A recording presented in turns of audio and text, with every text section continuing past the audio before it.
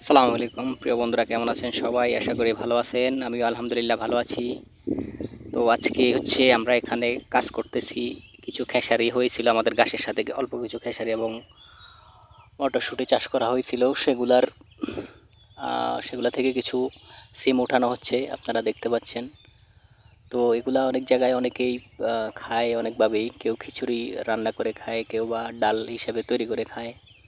তো কাঁচা অবস্থায় খাওয়া যায়, আবার এগুলা যখন পরিপক্ক হয়ে যায় তখন এগুলা অন্যভাবে খাওয়া হয় আর কি।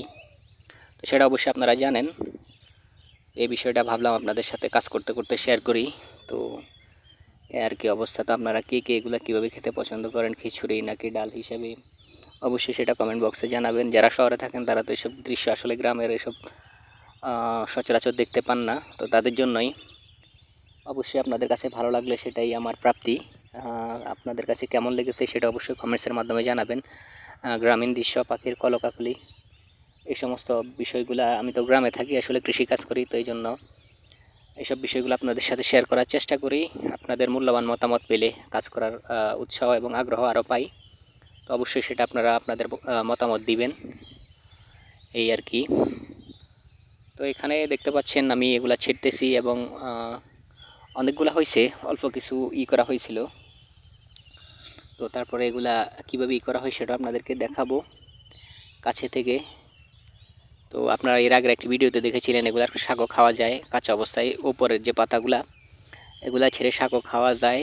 সেটাও আপনাদেরকে দেখাইছিলাম গতকালকে একটি ভিডিওতে, শাক তোলার দৃশ্যটি। তো আজকে দেখাচ্ছি আপনাদেরকে সিম তোলার দৃশ্যটি।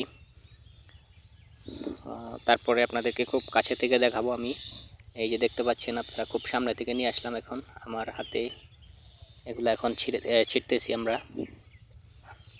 এগুলা এই যেগুলা গাছ থেকে ছেঁড়া হচ্ছে।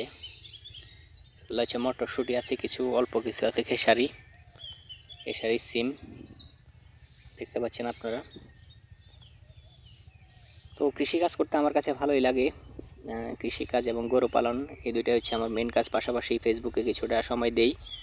আপনারা ফেসবুকে যাই করেন, ফেসবুকে মোটামুটি কাজ করার পাশাপাশি নিজের ব্যক্তিগত জীবনে একটি কাজ রাখবেন। কারণ ফেসবুকটা আসলে ওটার কোনো গ্যারান্টি নেই, ওখান থেকে সফলতা আসতেও পারে, নাও আসতে পারে। পাশাপাশি ব্যক্তিগত জীবনে একটা কাজ রাখলে আমাদের তাহলে কোনো কোনো অসুবিধা হয় না।